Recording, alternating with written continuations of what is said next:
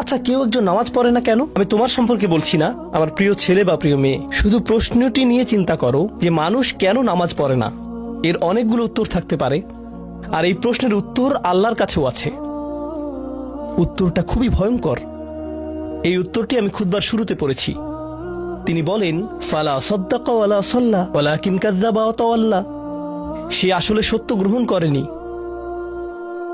এবং সে নামাজও পড়েনি। তিনি কাফির সম্পর্কে বলছিলেন। তিনি দুইটা জিনিস বলেছেন, এই লোকটি সত্য গ্রহণ করেনি এবং নামাজও পড়েনি। কথাটা ভাবনার উদ্রেক করে। যদি বলা হয় সে সত্য গ্রহণ করেনি, আমার আশা হলো তিনি বলবেন লা সাদ্দাকা ওয়ালা আমানা, কিন্তু তিনি বলছেন লা সাল্লা।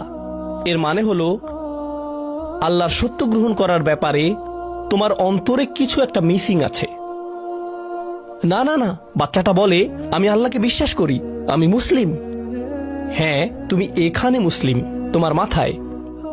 কিন্তু এই সত্য তো শুধু তোমার মাথার জন্য না, এই সত্য তোমার অন্তরের জন্য। তুমি এখনো অনুভব করছো না যে ব্যাপারটা কেমন সিরিয়াস। তুমি এখনো উপলব্ধি করছো না যে এটা কি। মাঝে মাঝে কোনো বিষয় তুমি জানো হয়তো, কিন্তু এই নিয়ে চিন্তা করা থেকে পালিয়ে বেড়াও। এটা সত্য, তুমি জানো বিষয়টা কিন্তু চিন্তা করতে চাও না। আর তাই এটা যেহেতু মিসিং, ঠিক এই কারণে আমি সহজেই নামাজের কথা ভুলে যাই কখনো কখনো, এবং তুমিও ভুলে যাও কখনো কখনো। এমনটা ঘটে কারণ আমাদের অন্তর কিছুটা বিভ্রান্ত হয়ে পড়ে। দিনের এই সত্যতা, আল্লাহকে সেই সত্যটা, সেই অকাট্য সত্যটা আমাদের মস্তিষ্কের পেছনের কোনো একটা সেলফে গিয়ে পড়ে থাকে। আমরা অন্য কিছুতে ব্যস্ত হয়ে পড়ি এবং এই নিয়ে আর চিন্তা করি না। আল্লাহ এটাই বলেছেন। সুতরাং তোমার নামাজ পড়া আল্লাহর প্রয়োজন নেই। এমনকি তুমি যদি নামাজ পড়ো, আমি পড়তে বলছি এই কারণে, তখন কি করো? নামাজের জন্য কিভাবে নিয়ত করো? তখন আমি 4 রাকাত নামাজ পড়বো, দাঁড়ালাম, কারণ আমার আব্বা বারবার পড়তে বলছেন। আল্লাহু আকবার। নবী সাল্লাল্লাহু আলাইহি সাল্লাম আমাদের বলেছেন, নিয়ত সঠিক না হলে কাজের কোনো মূল্য থাকে না। ইন্নামাল আমালু বিন্নিয়াহ, ইন্নামাল আমালু বিন্নিয়াত। এমনকি যদি তুমি কাজটা করেও থাকো কিন্তু তোমার নিয়ত ছিল আমি শুধু তোমাকে বিরক্ত করি, এটাই তোমার নিয়ত, তখন এই নামাজ আমার যেমন কোনো উপকার করবে না, ঠিক তেমনি তোমারও কোনো উপকার করবে না। তোমার সত্যিকারের আন্তরিক নামাজ থেকে একমাত্র যে উপকৃত হবে সে হলো তুমি নিজে। এখন এটাই সেই প্রশ্নের উত্তর যে কেন একজন মানুষ নামাজ পড়ে না। আরো 2টা কথা তোমার সম্পর্কে বলতে চাই। তার মাঝে একটা হলো নামাজ পড়ার উদ্দেশ্য কি, কোন কারণে পড়ব। কারণ তুমি হয়তো ভাবছো নামাজ পড়ার উদ্দেশ্য হলো তুমি যেন জাহান্নামে না জ্বলো। নামাজ পড়ার উদ্দেশ্য হলো তুমি যদি নামাজ না পড়ো আল্লাহ তোমাকে ঘৃণা করবেন।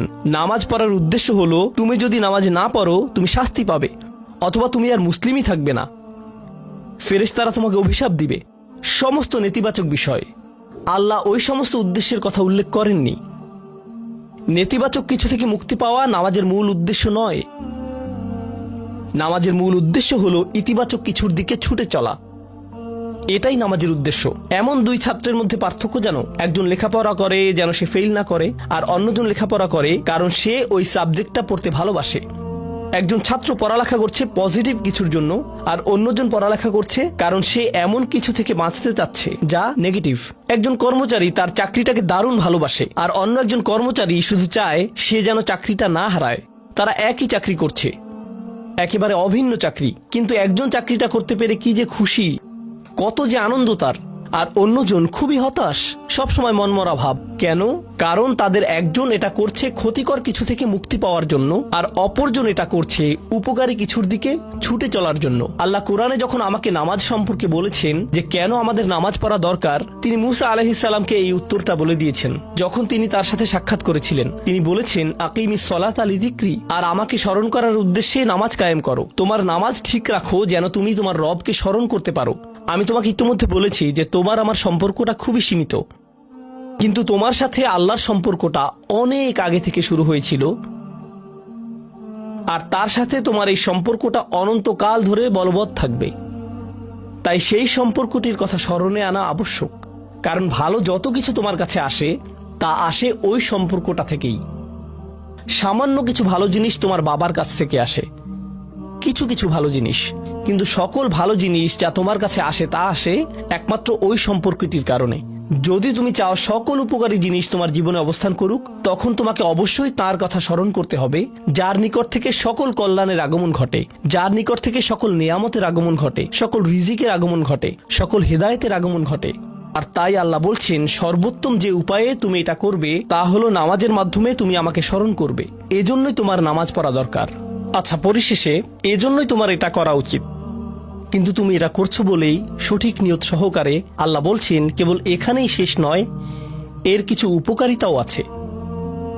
কিছু ভালো জিনিস তোমার পথে আসবে যখন তুমি সত্যি সত্যি আল্লাহকে স্মরণ করবে। যখন তুমি আল্লাহকে স্মরণ করবে যেভাবে তিনি চান সেভাবে, আর যে উপায়ে তিনি চান তা হলো এই নামাজগুলোর মাধ্যমে। তুমি যদি এটা করতে পারো, আল্লাহ বলছেন, ইন্না সলাতা তানহা আনিল ফাহশা ওয়াল মুনকার। এমনকি এই আয়াতেও ওয়ালা যিকরুল্লাহি আকবার, তিনি বলছেন নামাজের মধ্যে এই উপকারটি আছে যে এটা তোমাকে অশ্লীলতায় পড়ে যাওয়া থেকে রক্ষা করবে। কারণ অশ্লীলতা তোমার চারপাশে বিরাজমান, আর আমি প্রিয় পুত্র তোমাকে এটার সম্মুখীন হওয়া থেকে রক্ষা করতে পারবো না। অশ্লীলতা তোমার ফোনে, অশ্লীলতা তোমার স্কুলে, অশ্লীলতা তোমার বন্ধুদের মাঝে, অশ্লীলতা ঈদের অনুষ্ঠানে, যখন কোনো কর্নারে গিয়ে বন্ধুদের সাথে আড্ডা দাও, অশ্লীলতার উপস্থিতি তুমি সর্বত্র দেখতে পাবে। প্রতিবার যখনই তুমি অশ্লীলতার দিকে এগিয়ে যাবে, তোমার অন্তর ক্ষতিগ্রস্ত হয়ে পড়বে। আর আল্লাহ বলছেন, যদি তুমি এই নামাজগুলো আদায়ে যত্নবান হও, এগুলো তোমাকে অশ্লীলতার করাল গ্রাস থেকে রক্ষা করবে। একবার যদি তুমি অশ্লীলতায় ডুবে যাও, তখন তুমি হয়ে পড়বে যেমন তুমি যদি দূষিত বাতাসে নিঃশ্বাস নাও, প্রথম প্রথম তোমার কাশি আসবে, কিন্তু যদি এতে বেশিক্ষণ অবস্থান করো, একসময় এতে তুমি অভ্যস্ত হয়ে পড়বে। অশ্লীলতাও ঠিক এরকম, এতে আকণ্ঠ নিমজ্জিত থাকলে একসময় এটাকে আর বড় অপরাধ বলে মনে হবে না, নিজেকে এর থেকে রক্ষা করার কোনো গরজ অনুভব করবে না আর, কারণ তোমার প্রতিরোধ ব্যবস্থা দূষিত হয়ে গেছে। এরপর তুমি এমনকি আরো বিষাক্ত আচরণের জন্য প্রস্তুত হয়ে যাবে, এমনকি আরো জঘন্য বিষয় ওয়াল মুনকার, এমনকি আরো ঘৃণ্য কাজও তোমার দ্বারা সম্পন্ন হয়ে যেতে পারে। অধপতনের অতল গহ্বরে হারিয়ে যাওয়া থেকে এই নামাজগুলো তোমাকে রক্ষা করবে। এই জন্যই তোমার নামাজ পড়া দরকার, এই সমস্ত কারণেই তোমার নামাজ পড়া প্রয়োজন। আমি বলেছি এই জন্য না, এই সমগ্র ভ্রমণের শেষে সিদ্ধান্তটা সম্পূর্ণরূপে তোমার। কারণ আল্লাহ হয়তো আগামীকালই আমাকে নিয়ে যেতে পারেন, আল্লাহ হয়তো আমাকে 1 বছরের মধ্যেই নিয়ে যেতে পারেন। তোমার এবং আমার মাঝে যে এই সম্পর্কটা বর্তমানে আছে, এমনকি যদি আমরা 100 বছরও বাঁচি, আমরা এর চেয়ে বেশি বাঁচতে পারবো না। একটা সময় আছে যখন এর সমাপ্তি ঘটবে, কিন্তু ওই সম্পর্কটি, তুমি যদি সত্যিই ওই সম্পর্কটি সম্মান করতে চাও, নামাজ পড়ো। তোমার প্রতি এটাই আমার উপদেশ। এখন আমি পিতামাতার উদ্দেশ্যে কথা বলবো। এটা হবে ছোট্ট একটা রিমাইন্ডার আমার জন্য এবং আমাদের সবার জন্য, আমাদের পিতামাতাদের জন্য। সন্তানাদি আল্লাহ প্রদত্ত একটা নিয়ামত, তাদেরকে এজন্য দেওয়া হয়নি যেন আমরা তাদের নিয়ন্ত্রণ করতে পারি। যত বেশি আমরা তাদেরকে নিয়ন্ত্রণ করতে চাইব, তত বেশি হতাশ হব সকল অবস্থাতেই। আমি দেখেছি এমনটা, বিশেষ করে যে পরিবারগুলো তাদের সন্তানদের দিনের সুরক্ষা করতে চায়, তারা যত বেশি সন্তানদের উপর জোর করে দিন চাপিয়ে দিতে চায়, তত বেশি ওই ছেলেমেয়েগুলো অদ্ভুত সব উপায়ে বিদ্রোহ প্রকাশ করে। কারণ যে বিষয়টা আল্লাহ চান আপনি তাদেরকে প্রদান করুন, আপনার ছেলে মেয়েদের কাছে আপনার যে সুযোগ আছে সেটা তাদেরকে আপনার আদেশ নিষেধ মানতে বাধ্য করার জন্য নয়। সুযোগটা এই জন্য দেয়া হয়েছে যেন আপনি তাদেরকে এমন সব বিষয়ে চিন্তা করাতে পারেন যা শুধু আপনার পক্ষেই চিন্তা করানো সম্ভব, তাদেরকে এমন সব বিষয়ে পছন্দ করাতে পারেন যা শুধু আপনার পক্ষেই পছন্দ করানো সম্ভব। আপনার বাচ্চাটা বাস্কেটবল পছন্দ করে কারণ সে আপনাকে বাস্কেটবল খেলতে দেখেছে, সে প্লে স্টেশন পছন্দ করে কারণ সে তার বাবাকে প্লে স্টেশনে খেলতে দেখেছে। এভাবে আপনি বাচ্চাটার অন্তরে কোনো কিছুর জন্য ভালোবাসা তৈরি করে দিতে পারেন, কারণ আপনি যেরকম, আপনার পক্ষে এটা করা সম্ভব। আর যখন বাচ্চাদেরকে বলতে থাকেন তোমার হোমওয়ার্ক করো, তোমার হোমওয়ার্ক করো, আপনার সন্তানের বয়স যখন 40 হবে, সে তখন বলবে না আমি হোমওয়ার্ক ভালোবাসি, কিন্তু 40 বছর বয়সেও সে বলবে আমি বাস্কেটবল ভালোবাসি, আমার বাবা সবসময় বাস্কেটবল খেলতেন। আপনি যা ভালোবাসেন তা ট্রান্সফার হয়ে তার কাছে চলে যায়, আর যা করতে বলেন তা প্রত্যাখ্যাত হয়ে যায়। এমনটি আপনার ক্ষেত্রেও ঘটেছিল। আপনার ছেলে মেয়েদের কথা ভুলে যান, আপনার নিজের বাস্তবতা ওইটাই। আপনার বাবার কিছু কিছু জিনিস যে আপনি এখনো পছন্দ করেন তা ভালোবাসার মাধ্যমে আপনার নিকট ট্রান্সফার হয়েছিল, আর আপনার বাবার ওই ব্যাপারগুলো আপনি অপছন্দ করতেন যা তিনি জোর করে আপনাকে গেলাতে চেয়েছিলেন। এখানে উপবিষ্ট প্রত্যেকের বাস্তবতা এটাই, শুধু সেগুলোই গ্রহণ করেছি যেগুলো ভালোবাসার মাধ্যমে হস্তান্তরিত হয়েছিল। ঠিক এই ইশারাটাই আমাদের পিতামাতাদেরকে দেয়া হয়েছে সূরাতুল ইসরার এই আয়াতে। রব্বির হামহুমা কামা রব্বায়ানি সগীরা। রব্বায়ানি মানে যখন তারবিয়া ব্যবহার করা হয় একটি চারা গাছ বড় করার জন্য, আপনাকে চারা গাছটির যত্ন নিতে হবে, এর সযত্নে প্রতিপালন করতে হবে। গাছটির প্রতি চিৎকার চেঁচামেচি করলে তো হবে না, তাড়াতাড়ি বড় হও, তাড়াতাড়ি লম্বা হও। আপনার একে সময় প্রদান করতে হবে। অনেক সময় পোকামাকড় এসে এর পাতাগুলো খেয়ে ফেলতে চাইবে, আপনাকে তখন পোকামাকড় সরিয়ে দিতে হবে। কখনো কখনো একটু কঠোর আচরণ করতে হবে, শুধু অতটুকুই যেন পোকামাকড়গুলো দূর হয়ে যায়। এরপর আবারও এতে পানি দিতে হবে। আমাদের বাচ্চাদের সাথে আমাদের উদাহরণটা ঠিক এমনই।